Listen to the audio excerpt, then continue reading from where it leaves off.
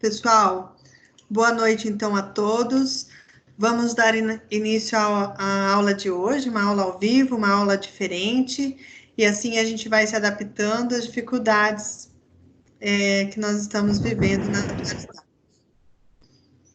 A unidade 2, ela refere-se à relação entre as práticas corporais e a construção da identidade. Como vocês tiveram dificuldade para acessar o link da aula do dia 25, eu redisponibilizei hoje no sistema, mas eu vou passar por ela hoje também. Então, se vocês quiserem se aprofundar um pouquinho mais no conteúdo da unidade 2, vocês vão acessar a aula gravada que já está disponibilizada na aula da unidade 2. E a aula resumida deste link acontecerá hoje ao vivo, assim como o avanço dos conhecimentos construídos na cultura corporal e cidadania, na unidade 2. Tudo bem?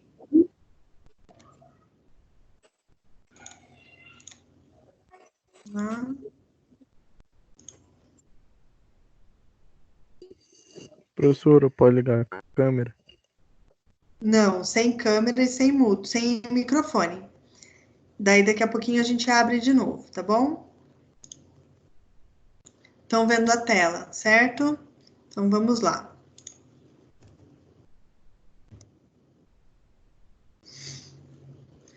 Esta aula, pessoal, ela está baseada em um artigo que o próprio conteúdo disponibilizado pela instituição nessa disciplina disponibiliza. Então, é um artigo intitulado Práticas Corporais, as Culturas Humanas e o Tempo Livre. Esse artigo é de 2017, então podemos dizer que ele é relativamente atual, de um autor também muito citado na literatura quando se fala-se de culturas humanas e práticas corporais na educação física da licenciatura, Soteiro, MA.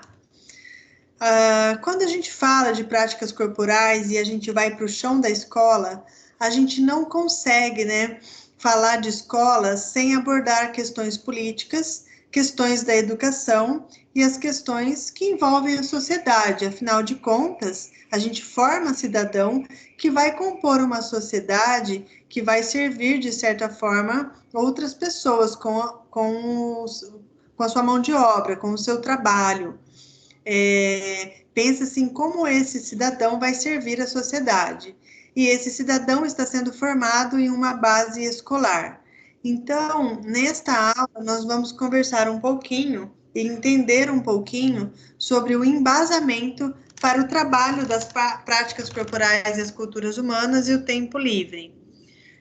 Alguém me posicionou aqui que o áudio está baixo. Vamos ver se melhora aqui. Só um pouquinho. Tá, o áudio tá baixo. Vamos ver se eu consigo mudar isso. Só um pouquinho. Estranho. Melhorou o áudio, pessoal? Não. Professor, eu acho que é de cada um, porque para mim está ouvindo normal e alto. Eu também tá normal, tá bom. Perfeito. Vejam aí, pessoal, o volume do notebook, do computador ou do celular de vocês, porque eu também estou escutando muito bem, professora. Ai, que Prof, bom. não estou escutando muito bem, não. Aumenta o volume aí do dispositivo que vocês estão utilizando, porque interfere também. Não adianta eu aumentar aqui e vocês não aumentarem aí, tá bom? E mesmo colocando em um volume maior, mantenham o microfone desativado para não dar eco, porque às vezes acontece de eu estar falando e vocês estarem ouvindo com atraso e a minha voz por cima da própria voz. Então fica bem ruim de ouvir. Professora, Prof, não estou escutando nada, você está falando, tá travando tudo. Eu tô assistindo pelo celular e o meu tava baixo, porque tava na opção do celular. Eu coloquei na opção do alto-falante e melhorou. Aí, pessoal, então ajustem aí os volumes para que vocês possam me ouvir bem e captar a mensagem de hoje. Isso mesmo, Tá Vanessa, eu tudo. também fiz isso. Não tô escutando muito bem, não. Deu certo, pessoal? Posso dar Aí fica continuidade? difícil, hein, John? Vou ativar o mudo, então, aqui novamente, tá? Beleza, professor. Então, vamos lá. Então, nós vamos conversar hoje sobre o embasamento. Vocês não estão vendo a tela, né? Peraí. Ah, meu Deus. Aqui. Agora vocês estão vendo, certo? Não, o professor vai brigar. Então, a aula de hoje é um embasamento para o trabalho das práticas corporais e as culturas humanas no ambiente da escola. Eu tô Então, bêbado. não tem como falar de escola sem falar de política, sem falar de educação, sem falar de sociedade. A gente entende também que não tem como a gente abordar a escola sem falar de cultura. Pessoal, desativa o microfone de vocês. Isso, obrigada. Assim fica mais audível para todo mundo, porque há um chiado quando vocês ligam o microfone, tá? Durante a aula a gente vai ligando e desligando para a gente interagir um pouquinho mais. Continuando, não tem como nós falarmos de escola e não abordarmos aspectos culturais, porque a escola é onde nós temos a presença de diferentes culturas. Então, a gente precisa entender que essa cultura, ela é dividida em dois níveis, a cultura de massa e a cultura erudita. Essa divisão cultural, ela é proposta da seguinte forma: a cultura de massa, ela é vista como aquelas culturas menos elaboradas, mais baratas, onde está presente camadas mais desfavorecidas da sociedade. Então, se a gente for ver um exemplo de cultura de massa, e eu coloquei um vídeo aqui para vocês terem uma noção, de como ela se manifesta nos mais diferentes ambientes, civilizações, tribos, enfim, nações. Olha só um exemplo.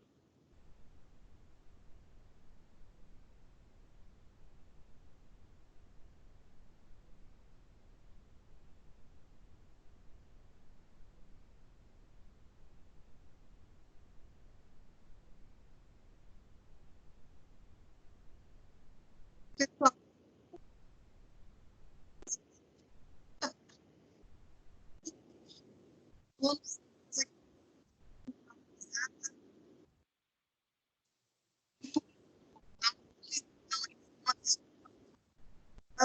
Professora, não dá para ouvir nada.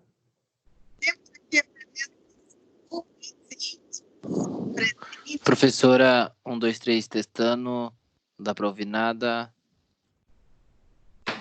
Professora, não dá para te ouvir por causa do vídeo. O vídeo está travando.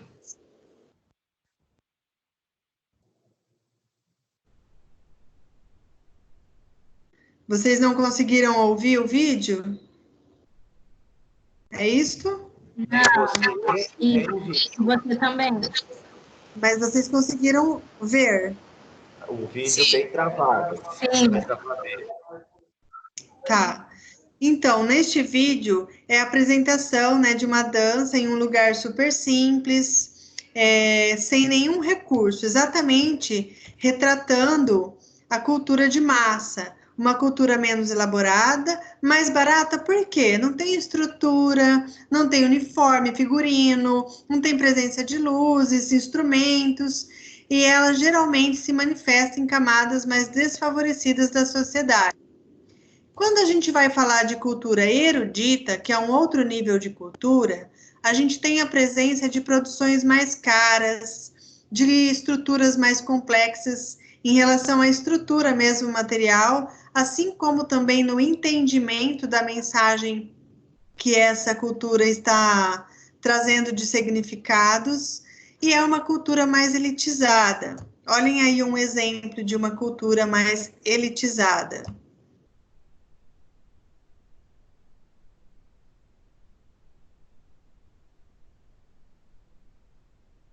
Então, a gente tem de instrumentos,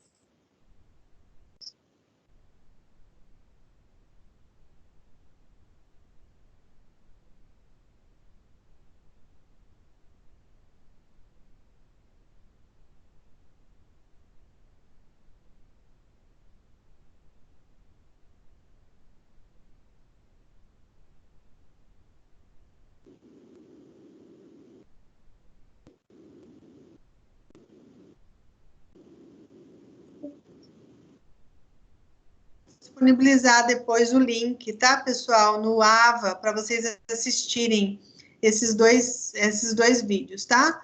Manifestação das diferentes níveis de cultura, cultura de massa e cultura erudita. E nós temos, pessoal, diante dessa divisão de níveis de cultura, a crítica de duas personalidades, Florestan Fernandes e Marilena Chauí. Essas duas personalidades são estudiosos, né, dos níveis de cultura, da sociedade, estudam questões filosóficas da humanidade, estudam questões econômicas de uma nação. E essas duas personalidades, Florestan Fernandes e Marilena Chauí, eles criticam essa divisão de cultura, essa divisão de cultura erudita. Eles verbalizam de que a cultura, ela é humana, ponto. Não precisa ter uma divisão de níveis. Florestan Fernandes é um sociólogo, né, político brasileiro, deputado federal pelo PT, e a Marilena Chauí é praticamente a fundadora do Partido dos Trabalhadores, também filósofa, e atua na Universidade de São Paulo. E a visão dessas duas personalidades trazem, então, que a divisão das culturas em categorias desvaloriza as produções culturais.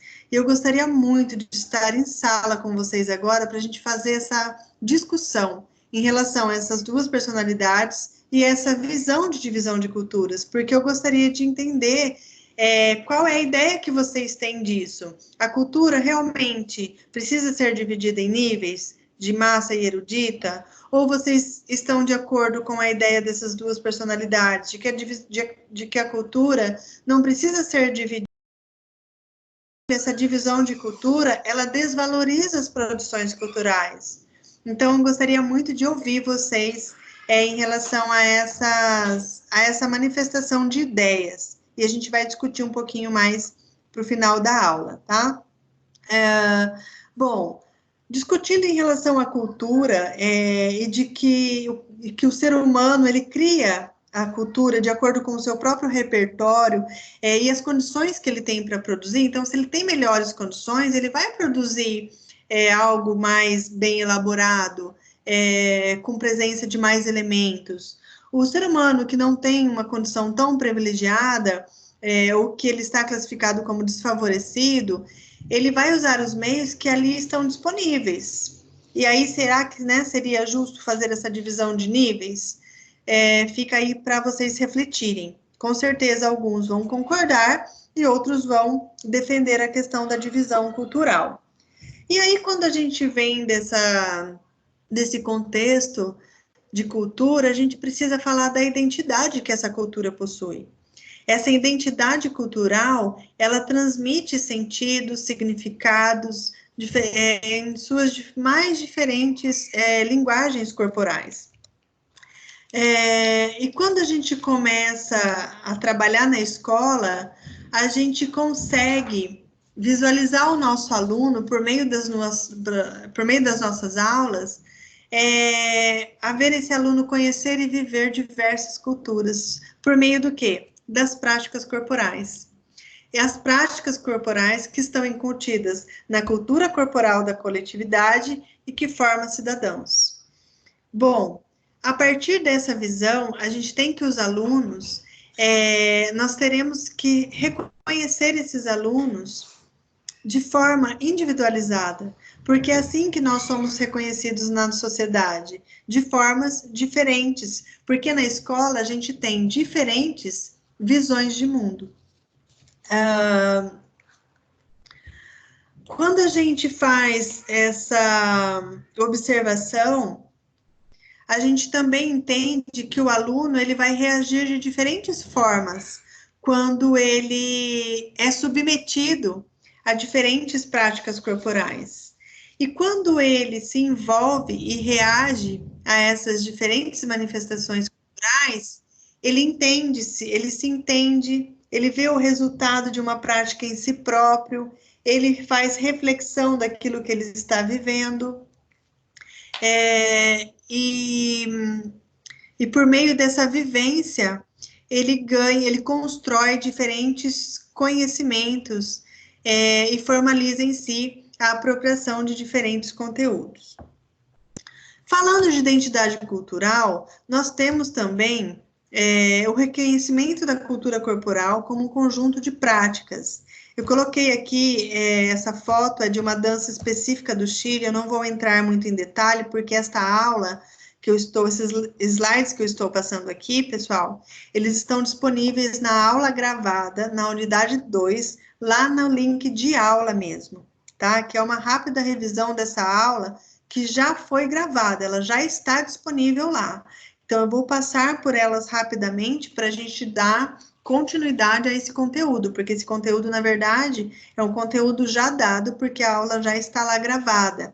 Mas eu estou passando por ela, porque senão eu não consigo dar continuidade na aula de hoje, visto que o link dessa aula gravada não estava disponível. Ele deu erro quando eu publiquei lá para vocês. E somente hoje que eu tomei conta, né, dessa indisponibilidade do link e fiz a correção. Então, aqui eu conto nesse slide a história que eu vivi lá no Chile, um pouquinho, e da dança cueca, que é uma dança específica do Chile. Vão lá ouvir depois essa história.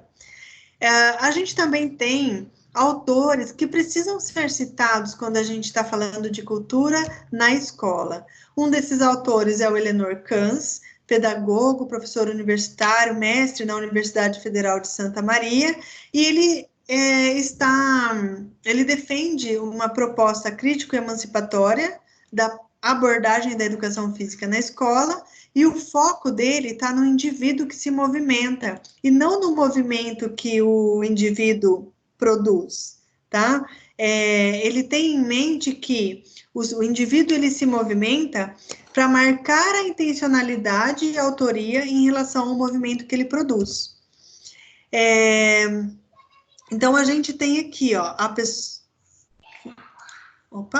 pessoa se movimenta para marcar bem a intencionalidade e a autoria em relação ao movimento que produz. Então, o olhar desse autor nos faz refletir em relação a dar foco no sujeito, no indivíduo, no aluno, e não necessariamente no movimento que ele está produzindo. Contraposta a essa ideia, a gente tem também o autor Mauro Betti, que em muito reforça as ideias do Eleanor, mas ele vem com uma crítica de programas de políticas públicas direcionadas para a escola, tá? E ele escreve também muito sobre as mídias e as suas influências na sociedade, que inclusive é tema das nossas próximas aulas. E ele escreve sobre essas críticas que ele faz a programas de políticas públicas na escola, em relação à escola própria, em relação ao currículo que compõe todos os objetos de conhecimento que a gente precisa trabalhar com o aluno na escola, e ele também faz uma crítica às políticas públicas que abordam diferentes sociedades e as pessoas que a compõem.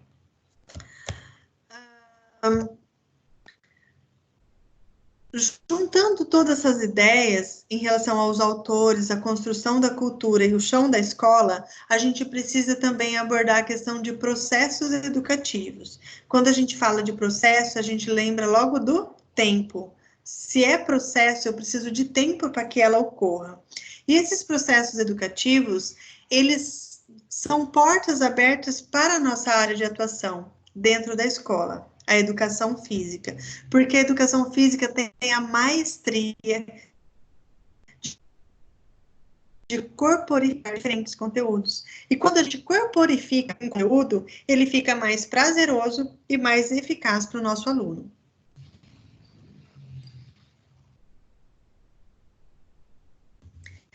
E a corporificação desses conteúdos, pessoal, elas acontecem como? Elas acontecem por meio das aulas práticas, e por meio das aulas práticas, o aluno reconhece em si os resultados, porque ele se movimenta em direção ao conteúdo que você propôs, em direção ao objetivo que você quer cumprir na sua aula. E ele relaciona o que ele viveu com o aprendizado na sala de aula. Ele relaciona a prática com a teoria. Deixa eu só voltar aqui. Pessoal, vocês estão acompanhando bem? Estão conseguindo me ouvir? Podem ativar os microfones aí, conversem um pouquinho comigo.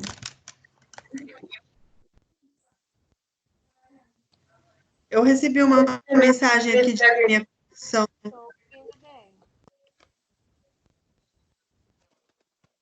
Alô? Estou escutando bem, só a imagem que fica travando um pouco só. Ah, tudo bem. Os demais também estão conseguindo me ouvir? Perfeitamente. Sim. A voz pula um pouco, mas pouca coisa. Sim. Sim, professora, tá tranquilo, dá pra ouvir sossegado. O áudio tá melhor, professora. Agora é só a imagem mesmo que às vezes trava. Beleza. Vocês querem fazer alguma consideração em relação ao que eu já expus até o momento? Segue o baile. Então, ativando o mudo da embarcação. Marcha na boneca.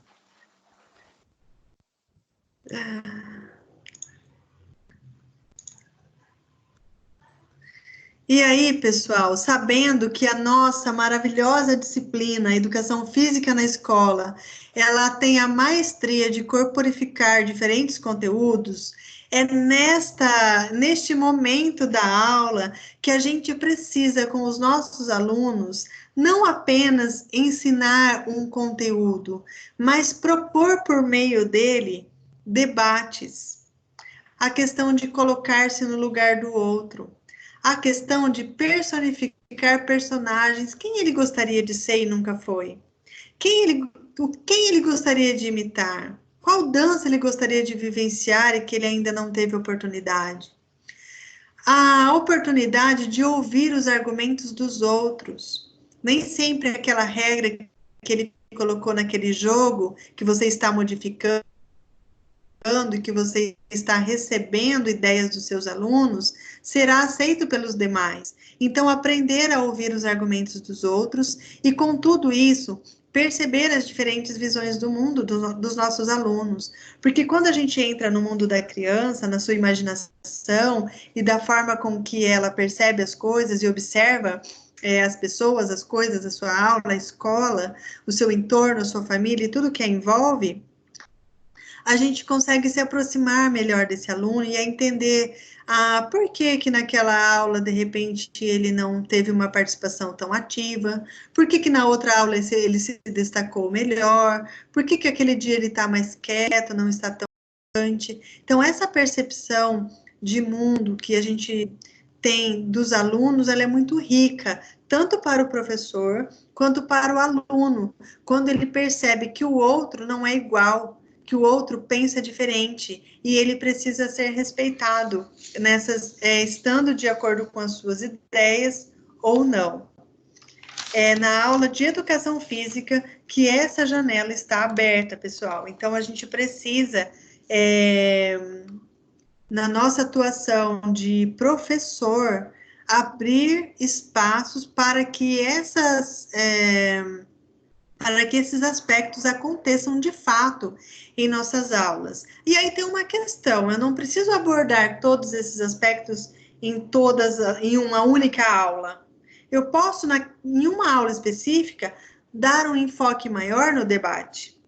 Eu posso, na outra aula, propor jogos, brincadeiras ou diferentes práticas corporais para que o aluno consiga colocar-se no lugar do outro, né? Jogos cooperativos, diferentes tipos de brincadeiras, as questões das brincadeiras que dão ao aluno o direito de ser quem ele nunca foi, ou de ser aquilo que ele sempre quis ser. E sabe o melhor disso? É ele poder ser quem ele quis, ou quem ele nunca imaginou ser, sem ser rotulado depois. Então, numa brincadeira, por exemplo, de pega-pega ladrão. Se ele quer ser o ladrão, né? Ele vai brincar, ele vai agir de acordo com o que ele de acordo com as regras das brincadeiras, mas a hora que a brincadeira acaba, pronto. Ele não vai ser taxado de ladrão, ele não vai ganhar um estereótipo por conta dessa opção, ele não vai ser julgado. E neste momento, por conta desses aspectos, dessas características, há um aproximamento das pessoas, das relações entre esses alunos, independente das suas origens e das suas escolhas. Independente dele ter sido polícia ou dele ter sido ladrão, quando a brincadeira acaba, ele não será julgado por conta das suas escolhas. Então, nesse sentido, pessoal, a brincadeira ela é uma ferramenta poderosa de socialização, certo? Então, a gente tem uma janela aberta ao mundo para nós discutirmos diferentes questões para os nossos alunos. Agora, isso só vai acontecer se o professor estiver atualizado, se ele continuar estudando, se ele estiver engajado, se ele de fato acredita numa educação de qualidade para o seu aluno, independente de aspectos políticos, independente de crise econômica, independente de qualquer fator que esteja abordando a sociedade nesse momento.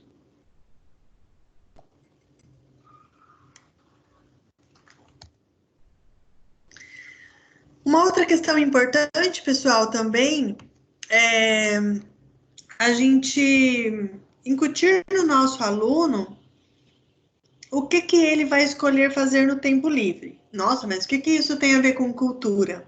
Pessoal, é no tempo livre que as produções culturais são desenvolvidas.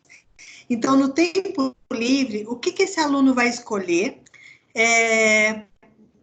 como uma atividade de lazer, por exemplo? Porque as atividades de lazer, elas estão relacionadas com as questões culturais. Ir ao cinema, ir a um espetáculo de balé, ir ao teatro, ir a uma biblioteca, conhecer um museu. E a escola, como ela tem inúmeros deveres, e um deles é educar o aluno para viver em sociedade, a gente também precisa conversar isso com os nossos alunos, mesmo em diferentes realidades, porque a gente sabe que algumas produções culturais, elas dependem de dinheiro. Então, não são todos os alunos, ainda mais se você estiver atuando numa escola pública, ali você vai ter alunos de classe média, de classe alta, de classe baixa, alunos de diferentes classes sociais. Então, ali você vai se deparar com alunos que têm acesso e os que não têm acesso. Diferente de uma escola particular, por exemplo, em que a grande maioria geralmente tem acesso a esses bens culturais que envolvem a aquisição, uma posição financeira melhor. Então, a gente precisa também, no meio disso tudo, ainda abordar essas questões, dele ter sabedoria para... Eu já vou compartilhar com vocês de novo a tela. Para escolher o que ele vai consumir de bem cultural no seu tempo livre, no seu tempo de lazer. Tá? É nosso papel, é papel da educação física, direcionar os nossos alunos para escolhas sábias de consumo de bens culturais. E quando a gente fala de consumo de cultura, a gente precisa entender que há uma diferença na disponibilidade desse produto. Então, a gente tem fatores que influenciam nessas questões, fatores sociopolíticos, fatores econômicos e fatores ambientais. Então, tem aluno que vai falar para você, se você propor um debate nessa questão, vamos aqui debater sobre os produtos culturais que vocês consomem ao final de semana juntamente com a família. Então, você vai ter alunos que vai falar que vai com os pais no shopping, aí você já percebe um perfil mais consumista, alunos que são levados a bibliotecas, alunos que já conhecem diferentes cidades, diferentes museus, alunos em que os pais vão para o bar e ficam ali abandonados, fazendo o que querem, ou às vezes na rua, assistindo o que querem, então tendo acesso a diferentes bens lá se pode chamar, né, de culturais. Então, a gente entende que tanto a produção cultural quanto o seu consumo, ele depende desses fatores sociopolíticos, econômicos e ambientais. Então, a gente também precisa abordar essas questões com os nossos alunos, e além de fazer o consumo de um bem cultural de forma sábia, a gente também precisa educar os nossos alunos para o ócio. Porque a gente tem ócio hoje em dia, pessoal. Agora, na situação de distanciamento, de isolamento, pode ser, eu ainda não acredito que o ócio esteja acontecendo, porque o celular está em mãos, a tela está à nossa vista, a gente tem acesso à informação a diferentes tipos. E aí eu pergunto para vocês, já que vocês vão perguntar isso para o aluno de vocês logo em breve, eu pergunto para vocês, vocês estão tendo sabedoria para fazer a ocupação do tempo livre, fazendo o consumo de bens culturais? Quais são os bens culturais que vocês estão consumindo? Big Brother? Ou vocês já consultaram algum livro que vocês estavam com vontade de ler? Ou vocês já adentraram um museu 3D em diferentes estados? A gente já tem isso no Google. Qual é o bem cultural que vocês estão consumindo? Porque nós somos, os nossos alunos serão nossos espelhos. Nós somos espelhos, né, dos nossos alunos. Se você não faz uma escolha sábia para ocupar o seu tempo livre com um bem cultural, como que você vai incutir isso no seu aluno? Então, você precisa saber escolher as atividades de forma sábia. Você precisa incutir também no seu aluno a questão dele aprender a trabalhar-se. O que significa isso? É ele permitir-se vivenciar diferentes oportunidades. Ai, mas eu não gosto de dança. Ai, mas eu não gosto de ginástica. Ai, mas esporte não é meu forte. Então, o aluno, ele precisa aprender, ele precisa ser encorajado, sabe? A vivenciar as diferentes práticas corporais, porque essa vivência vai fomentar futuramente a boa escolha de consumos de bens culturais no seu tempo de lazer. Lembrando também que em tudo isso que nós conversamos até agora, que a escola também tem o papel de preparar o aluno para o trabalho.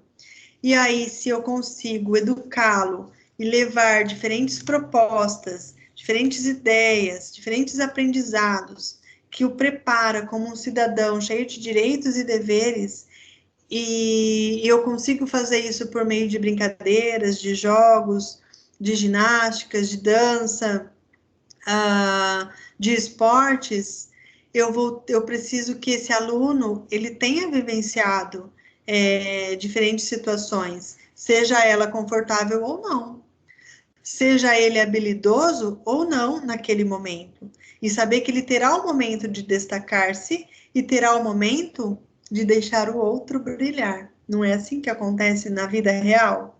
Então é assim que a escola precisa levar o conhecimento para o seu aluno. E aí, pessoal, eu entro aqui na questão da continuidade da aula de hoje. Tá? Essa aula que foi, esse resumo que eu fiz para vocês agora, ela refere-se à aula do dia 25 de março, naquele link que não estava disponível, que alguns tentaram acessar e não conseguiram, e que agora está lá. Então, vocês têm essa aula gravada lá e o resumo dela hoje aqui ao vivo. Eu vou dar continuidade, pessoal, e aí a gente deixa para debater no finalzinho, porque essa parte aqui ela é bem curtinha, a gente já está terminando, tá bom?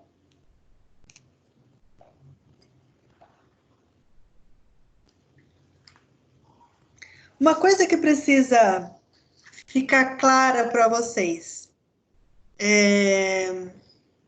nessa unidade. Deixa eu ver quem está falando aqui comigo.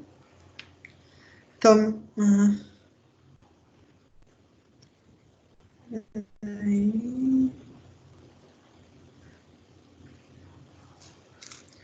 só um pouquinho.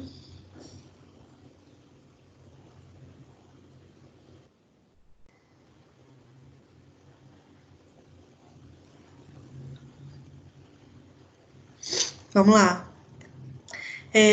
Dentro de tudo que nós conversamos, o que precisa ficar claro para vocês? Vocês já estão sabendo que nós não teremos a prova oficial 1, né? Estão sabendo disso? Conversem comigo, vamos abrir os microfones aqui. Não estava sabendo, não. Eu não tô sabendo de nada. Não sei se é ruim ou se é bom. Eu tô mais perdido que cego em tiroteio. Não acredito que arroz de panela. Não tô sabendo de prova, nem de trabalho, nem de presença, nem nada. Nem atividade, nem nada. Nem nada. Tinha que Você tem que entrar aqui e assistir a aula. Eu também. Tô fazendo a minha parte para ser um bom professor. Os trabalhos e as atividades estão todas no AVA. Tudo que eu peço está lá no AVA, seja na aula gravada, seja na aula ao vivo, seja por meio dos links que eu coloquei lá, tá? Então, na próxima aula, a gente deveria ter uma revisão, depois prova. Como não vai ter, a gente tem mais trabalhando. Professora, gostou da voz, Igor.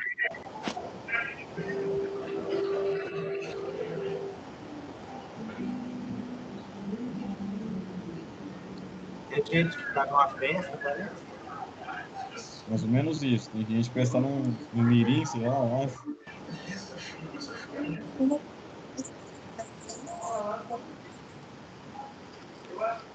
Professor, o áudio tá bem ruim. Aumenta aí, você tá ouvindo pelo celular? Sim. Na verdade, Aumenta aí. Atrapalhando, porque tem um monte de gente com o TV ligada.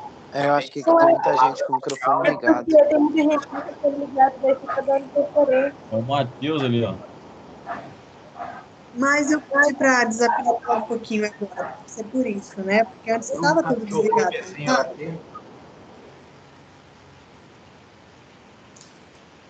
Tá? Então, gente, a notícia do dia. Vocês não terão a prova oficial 1 neste momento. Ela será realizada depois. Não sei como será organizada. Isso depende de como a instituição vai organizar a prova oficial 1, 2 trabalhos, aulas práticas e tudo mais. Isso nada está certo ainda.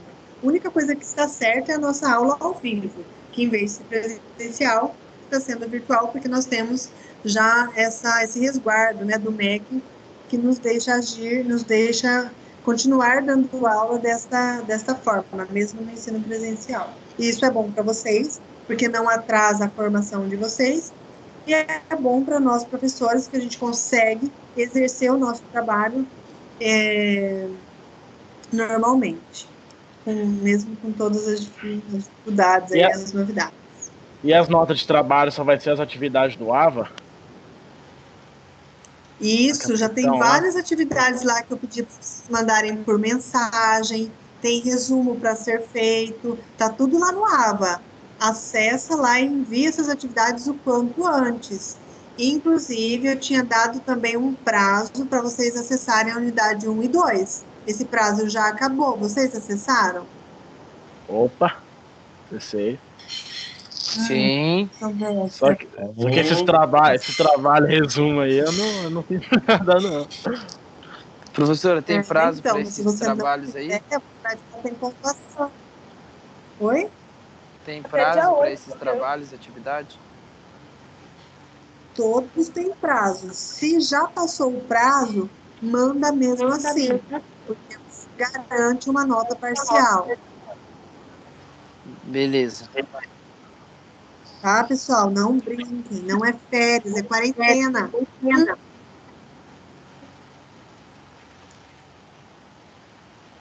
Beleza? Beleza.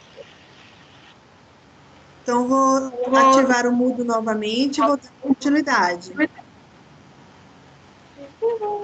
Tá acabando já, pessoal. Segura aí comigo, tá bom? Desliguem os microfones. Vamos lá. Olha só. É importante, então, que até aqui vocês tenham claro na mente de vocês, desde lá a unidade 1, o que são práticas corporais, o que é exercício físico e o que é atividade física. Eu quero acreditar que essa diferença já está bem clara na mente de vocês. Então, apenas para relembrar, nós temos que as práticas corporais, ela há uma intencionalidade motora específica na própria prática. Quando a gente fala de... Ah, tá, agora é o meu que travou. Exercício físico. O exercício físico, ele é voltado para um objetivo específico. Já vou compartilhar de novo, que sumiu aqui para mim. Voltado para resultados esperados, cumprindo um conjunto de padrões e procedimentos, ou seja, uma periodização na organização desses exercícios, e que tem em si a sua ação cientificamente comprovada. Ah, meu Deus, sumiu minha tela aqui. Aí. Ok. E atividade física é qualquer movimento que resulte em gasto calórico acima do nível basal. Então, não possui intenção. Varrer casa, lavar louça, cuidar do jardim, brincar com o neto, passear com o cachorro. Não tem um objetivo específico. A atividade física é movimento. Então, essas diferenças de prática corporal, exercício físico e atividade física precisam estar muito claras na cabecinha de vocês, porque isso é conteúdo de avaliação. Embora ela não vai acontecer agora, em algum momento ela vai acontecer. Então, que isso fique assim bem nítido, bem claro para vocês, tá? Ok, e aí dando continuidade, segmento, né, aquela aula que eu fiz a revisão agora com vocês, a gente vai conversar um pouquinho sobre... Deixa eu passar essa parte aqui que nós já vimos. Aqui também já vimos. Aqui. Nós vamos falar um pouquinho agora dos 3 princípios da cidadania e da educação física. Anota isso aí, que é importante. Pessoal, uma outra coisa também, tirem foto de vocês assistindo aí a aula ao vivo e postem no Instagram. Marquem @Educação Física Arapongas e marca @Valquíria B. Andrade. A instituição pede para que nós registremos esses momentos, tá? Para ficar documentado de que essas aulas realmente foram realizadas e que nós temos a presença de vocês, né, nestes momentos. Então, registrem, faz o merchan aí, meu povo. Olha só, vamos conversar um pouquinho sobre as 3 instâncias da cidadania. Afinal de contas, a nossa disciplina, Cultura Corporal e Cidadania, ela está ligada diretamente à escola. Se nós formos definir cidadania, como já fizemos em uma de nossas aulas presenciais, e vários grupos apresentou diferentes conceitos, dá para resumir, né, meu povo? Dá para resumir, não dá não, pessoal? Cidadania é direito do quê? Direito a ter direitos. É um conceito, assim, bem resumido, proposto aí por diferentes autores, e que o Mauro Betti, que é um autor do artigo Educação Física, Esporte e Cidadania, relata em um dos seus escritos em relação a esse tema. E ele fala que a cidadania ele está dividido em 3 instâncias. Então, ela está dividida na primeira geração, na segunda geração e na terceira geração. Vamos ver do que se trata, né? Essas gerações de cidadania.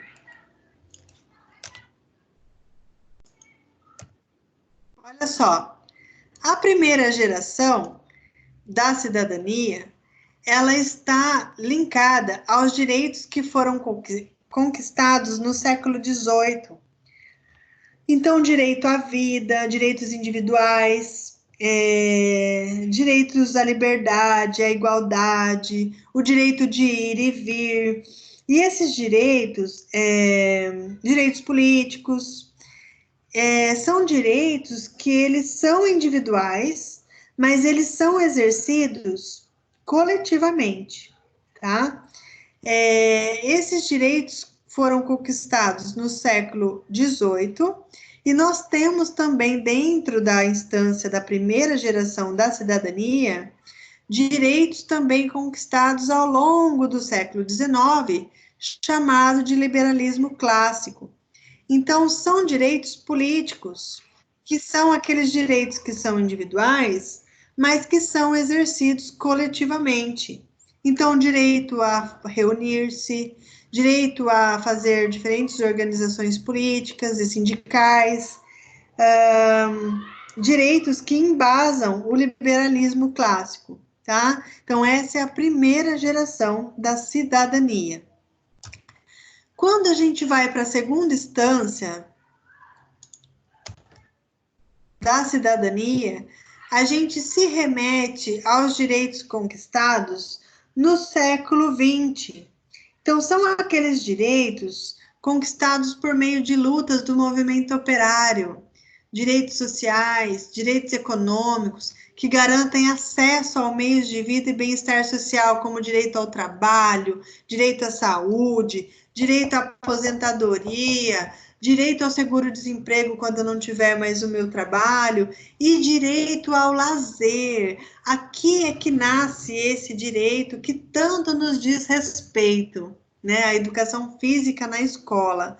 No século XX, na instância da segunda geração, segunda instância da cidadania, em sua segunda geração é que nasce o direito ao lazer, que tanto nos falam da educação física.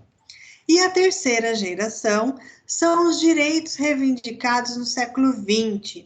Então, aqui a gente tem que o titular do direito, ele não é mais o indivíduo, mas povos, nações, coletividades étnicas que dizem respeito ao humanidade, ao meio ambiente, ao direito do consumidor, tá vendo? É um povo, é a coletividade, direito das mulheres, direito das crianças, direito das minorias étnicas. Então, esses direitos que estão relacionados a essas questões de povo e nação diz respeito à terceira instância da cidadania, a terceira geração. E também cogita-se, pessoal, prestem atenção agora, cogita-se o nascimento da quarta geração enquanto instância da cidadania. E essa quarta geração, ela está relacionada às questões bioéticas. Então, são criações de novas formas de vida pela engenharia genética. Olha só o que foi publicado. Cientistas vêm produzindo embriões de rã sem cabeça e especula-se que a mesma técnica de clonagem poderia ser empregada para produzir seres humanos sem cérebro, com a finalidade de utilizar seus órgãos em transplantes. Então, nesta quarta geração da instância da cidadania, ela levanta o seguinte questionamento, olha só. Quais seriam os direitos, por exemplo, de um atleta fabricado a partir de uma manipulação genética em comparação com atletas gerados naturalmente? Ai, como eu queria estar com vocês na sala para a gente discutir isso.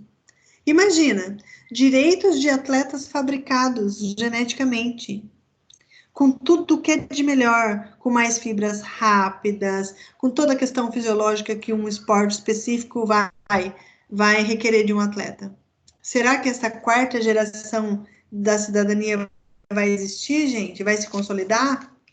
Ai, como eu queria ouvir vocês. Vamos dar continuidade. Reflitam sobre isso, depois a gente vai discutir no final da aula.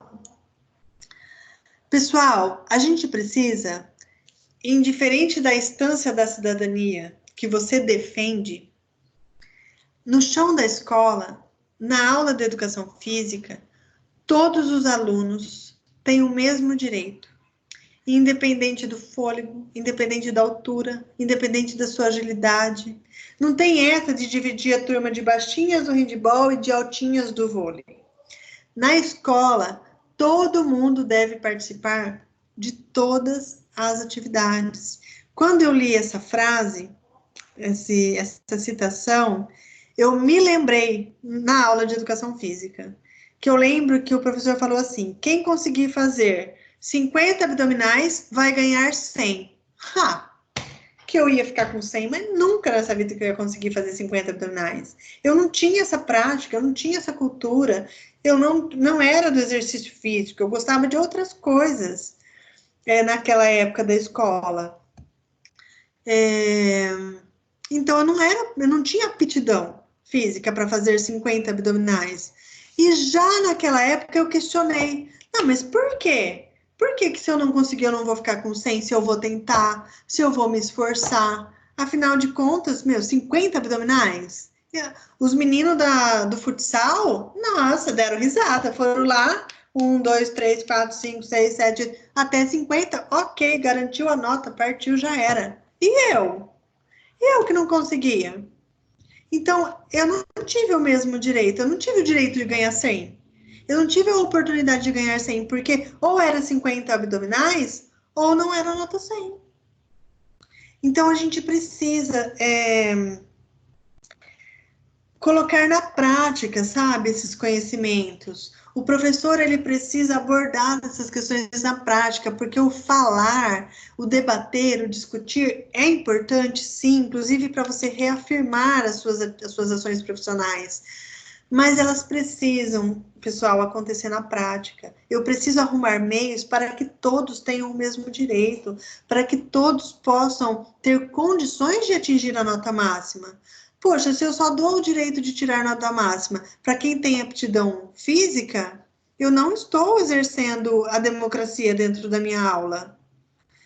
Poderia ele falar, olha, quem não conseguir fazer 50 abdominais, então vai fazer 100 polichinelos, ou vai fazer uma outra atividade, mas também vai ter vai ter condições de se atingir essa nota. Então, desde aquela época, eu já questionava essas ações em educação física. Acho que por isso que hoje eu tenho tanto cuidado ao planejar uma aula para uma atividade escolar, porque as diferenças são muitas, as culturas são diferentes e diversas, o acesso à informação, embora ela está na palma da mão, ela não é igual para todos, cada um tem um consumo de cultura diferente, e isso ela reflete, sabe, no aluno. Então, a gente precisa voltar o nosso olhar para essas questões. A partir disso, vamos lá, slide, muda. Isso.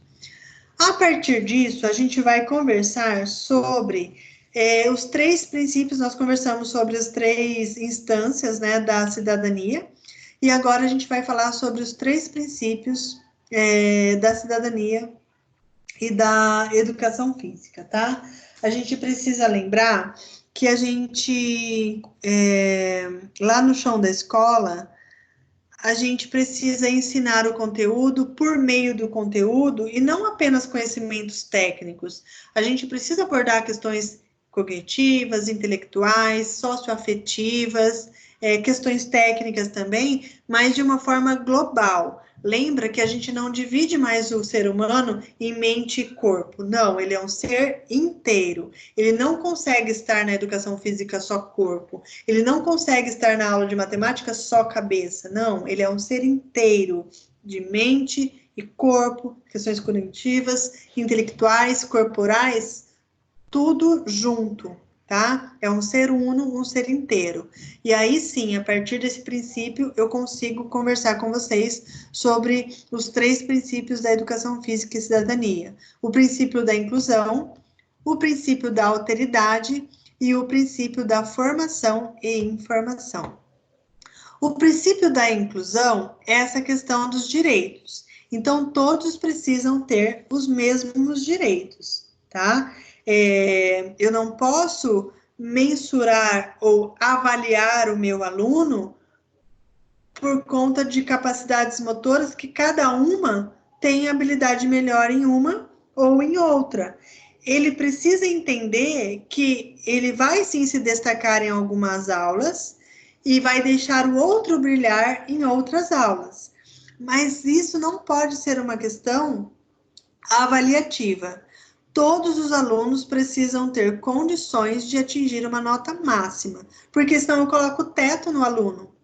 Eu começo a tratar ele como... Olha o olhar do professor. O aluno aquele aluno é nota 10. E aquele aluno nunca faz o que eu peço. Aquele aluno é bom no futebol, aquele aluno nossa, ele vai ser um atleta. E aí eu paro de enxergar o indivíduo inteiro e começo a enxergá-lo como um objeto, sabe? Como um objeto fisiológico que me dá um certo tipo de resultado. E essa relação de objeto, ela muito esteve presente na educação física. Enxergar o indivíduo como resultado. Ele faz gol. Ele eu posso levar para os jogos escolares, porque ele é o aluno gol, né? O Gabigol. É um aluno preguiçoso, é um aluno que não responde, é um aluno flexível, um aluno que eu vou indicar para fazer ginástica para alto rendimento, porque ele é flexível, ele é ágil, ele é forte, ele tem bom manejo, ele tem boas habilidades. Então, eu começo a enxergar o meu aluno pelo produto, não pelo que ele é, entende? Então, esse princípio de inclusão, ele precisa atender a todos, ok, pessoal? Inclusive, voltando a essa questão, tínhamos antigamente professores que enxergavam os alunos como números, como formas geométricas. Já ouviram alunos serem chamados de formas geométricas? Esse aluno é um quadrado, esse aluno é uma bola.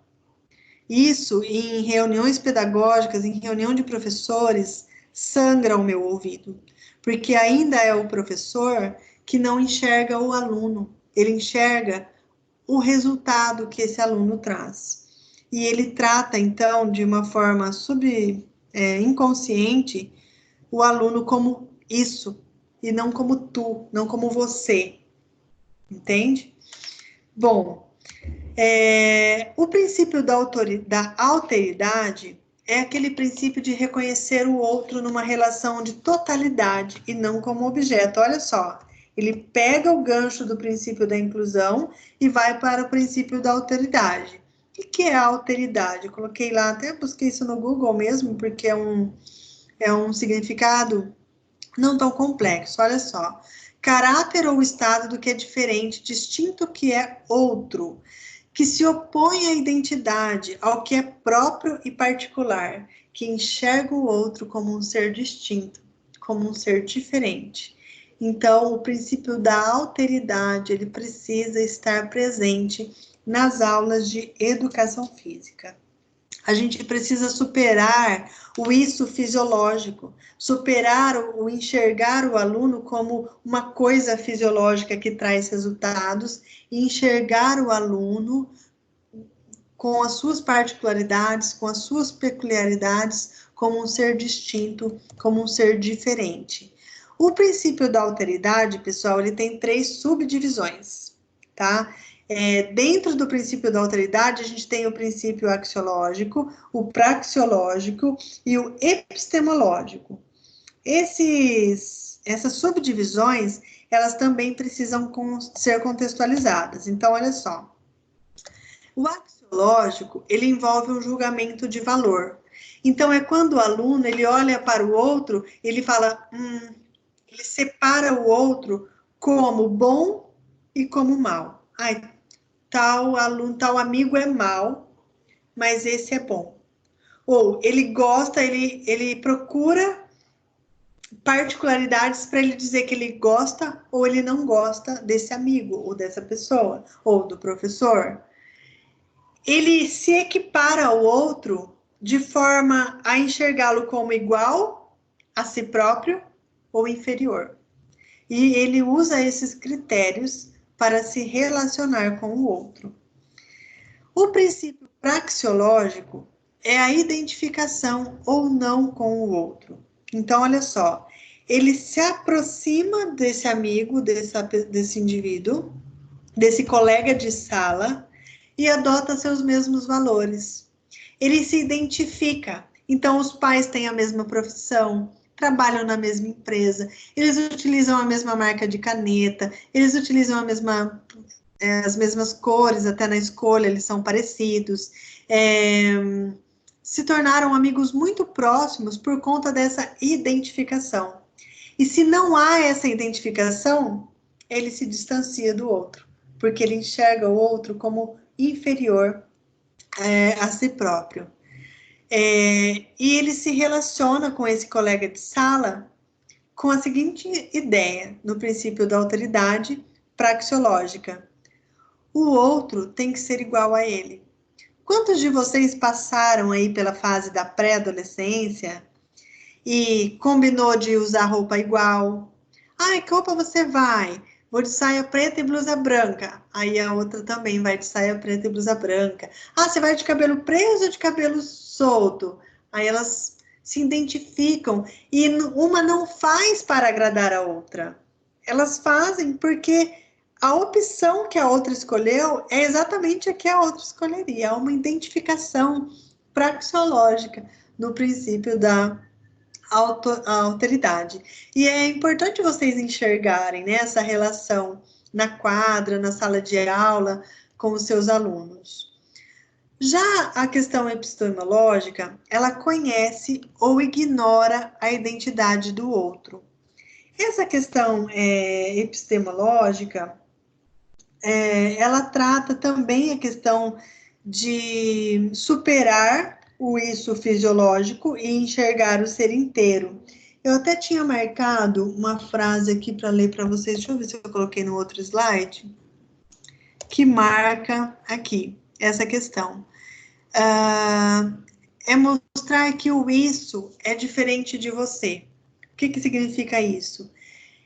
É o professor se diferenciar enquanto ao olhar que ele tem para o seu aluno, a não enxergá-lo como um produto, mas como um processo de aprendizado, de conquista de conhecimentos, de superação de si próprio. E nesse contexto, obviamente, o professor precisa gostar do aluno, respeitá-lo, ouvi-lo, conhecê-lo como um ser humano global. E é fácil gostar do aluno cheirosinho, do aluno polaquinho do olho azul, mas e abraçar o aluno que não tem essas características? E respeitar o aluno que não é tão educado assim? E ouvir aquele aluno que nunca tem algo de bom, porque a sua realidade, ela muito se distancia daquela que você idealiza para ele. Então, é algo muito mais além, é um exercício, né? Essa aproximação que a gente precisa ter do aluno. E essa aproximação, ela é facilitada a partir do momento que você conhece esses princípios da cidadania e da educação física, porque você afina o seu olhar. E aí, quando você percebe a forma com que ele se relaciona com os demais, você consegue aproximá-lo ou distanciá-lo de si. Pessoal, o princípio da formação, então, são 3 princípios, tá? O princípio da alteridade, o princípio da inclusão e o princípio da formação e da informação. Esse aqui é um pouquinho mais sólido, mas eu vou deixar, assim, um artigo para vocês depois lerem sobre esse princípio, mas eu vou contextualizar aqui de uma forma bem mais simples, simplificada. O princípio da formação e da informação, ele integra diferentes atividades. Nossa, precisando de água, já estou engasgando demais. Tá acabando, meu povo, tá acabando. Integração de diferentes atividades. Então, aqui, eu não vou priorizar só o futebol, o handebol, o voleibol na minha quadra. Eu vou integrar diferentes atividades. E quando eu falo de integrar diferentes atividades, não é só dentro da educação física. É também com as outras disciplinas. Então, por exemplo, se eu vou propor uma festa junina na minha escola, uma festa do homem do campo, dependendo da abordagem dessa escola, né, dos princípios onde ela se embasa, eu vou integrar diferentes disciplinas. Então, eu vou falar, vou dar ideia para a professora de arte, trabalhar conteúdos do homem do campo. Qual é a cultura? Quais são as músicas? As paisagens que envolvem a festa junina, onde ela nasceu, a professora de história, contar diferentes histórias, da onde que essa festa acontece, a partir de quais séculos, os povos que vivenciam essa festa, o professor de matemática, auxiliar lá na contagem de quantas bandeirinhas a gente precisa fazer para enfeitar a escola, a professora de português na confecção dos cartazes das barracas, para que o português saia correto, para que os cartazes sejam realizados com letras legíveis, sem erros de acentuação ou de grafia. Então, eu envolvo toda a escola na produção de uma atividade que nasce na educação física. E quando a gente volta essa atividade para o esporte, a gente também pode fazer a integração dessas atividades, não é só com festa, não é só a festa do Homem do Campo e a festa junina, não é só a festa do Dia das Mães, ou do Dia dos Pais, ou de qualquer outra, da Páscoa, né, tá aí pertinho, não só em festas, mas também em diferentes conteúdos. Então, quando eu falo de esporte, eu também posso integrar outras disciplinas. Não necessariamente ela será acatada por outros professores, mas cabe a você fazer essa integração e argumentar de forma coesa e coerente para que haja a adesão a essas ideias. Tem que partir de você, futuro professor. Além disso, além de integrar essas diferentes atividades, a gente precisa ir além do conteúdo, do objeto de conhecimento que a educação física aborda. Então, se eu for ensinar um esporte, eu preciso ensinar o meu aluno não só as regras daquele esporte específico, vamos falar aí do vôlei. Não vou ensinar apenas a altura da rede, que para homem é mais alto, que para mulher é mais baixo, que precisam ser 6 pessoas, que o rodízio acontece em sentido horário, anti-horário, não sei. Enfim, além de ensinar essas regras, eu preciso ensinar o meu aluno o porquê ele precisa fazer treinamento de força para sua bola atingir o campo adversário. Por que ele precisa ter resistência? Por que ele precisa ter potência? O que é potência? Para um salto, aptidão cardiorrespiratória. O que ele precisa depender do outro para atingir a pontuação desejada da sua equipe.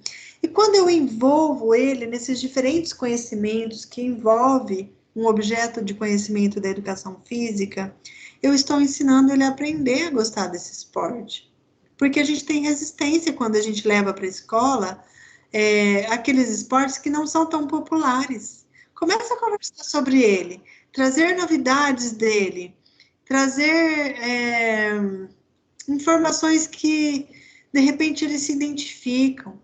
Então, não apenas o conteúdo, mas a gostar dele, e que este assunto seja não só para os mais habilidosos, mas para todos.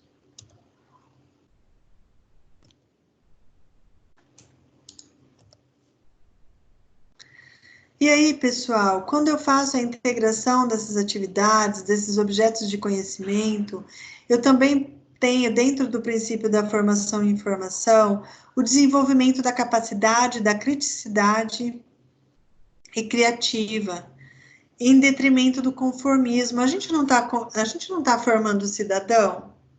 Então, esse cidadão futuro, ele vai aceitar tudo que eu imponho, tudo que o Estado impõe, tudo que o seu empregador impõe, ele se conforma com isso? Então, dá a oportunidade do seu aluno, se você quer formar um cidadão com capacidade de crítica e um cidadão criativo, dê a ele a oportunidade de modificar as regras desse jogo. Dê a eles a oportunidade de ouvir o argumento do outro, por que aquela regra deve ser, sim, implementada ou não. Dê a ele a oportunidade de criar, de criticar dentro da sua aula, dentro daquele debate, daqueles princípios que a gente viu na aula anterior. Quando ele ganha voz, ele passa a fomentar a criatividade dentro de si. Pode ser que naquela aula ele não tenha tido tanto sucesso na implementação de uma regra, mas para uma próxima aula, será que ele não vai formular melhor essas ideias por conta dessas oportunidades que você está dando para ele na sala, na quadra, no jogo, na brincadeira, nas lutas, nos esportes, nas lutas, nas danças, nas ginásticas? É tão bom quando a gente escuta um aluno falando: eu tenho uma opinião, eu tenho uma ideia. É muito difícil a gente lidar com uma turma que não responde, que não interage, que não participa. Então, a gente precisa... Dá licença um pouquinho. Não é coronavírus, é só garganta seca. A gente precisa educar o nosso aluno para falar, para criticar, para ser criativo, para colocar ali a sua ideia presente, a sua ideia acontecendo. E isso vai impactar nossa sociedade no futuro. Pessoal, por hoje é isto. Estou morrendo de saudade de vocês, da nossa sala de aula. A atividade avaliativa de hoje era sim aparecer no vídeo. Então, quem conseguiu, 1º de abril, né, gente? Garantiu a atividade avaliativa? Claro que não. Ah, pronto.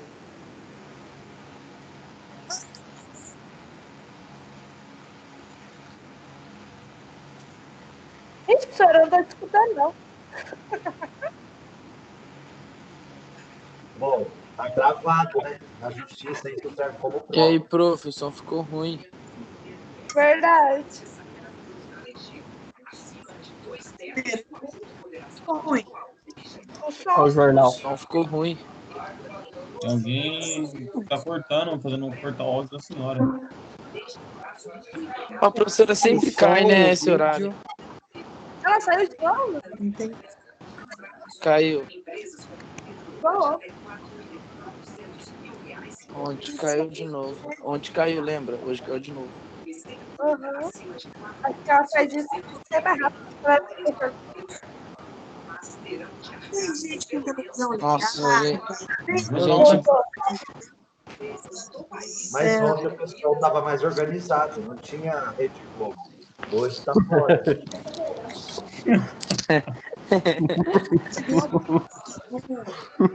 Tá foda, viu? Estou tudo querendo escutar o PT. O PT trabalha na Globo. Professora, você falando que a 4ª geração não vai ter cérebro, eu acho que já não tem. Eu sei que não tem já. Será que já pode sair, mano? Tchau, Pro. Nenhuma pergunta? Não ouvimos Não, nada. prof. Nenhuma pergunta? Não. Ideia?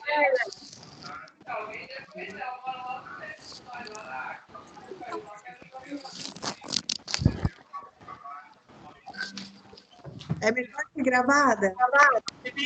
Muito. 100%, porque gravada eu não assisti nenhuma. Lucas, pergunta o que você ia perguntar, Lucas.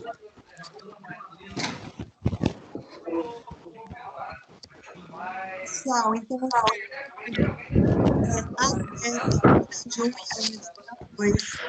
façam. Tá muito ruim o áudio, professora. Professora, coloca a muda aí, porque tem uma... Tchau, professora. Da semana que vem.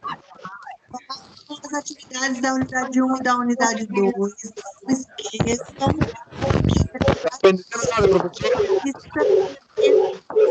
Obrigado.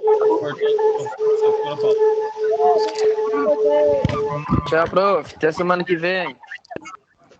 Tchau, professor. Até semana que vem. Tá bom? Até mais, professor. Até mais. Até mais, professora. Até mais. Tchau, professora. Até. Tchau, tchau. Nossa, eu comi 2 vezes.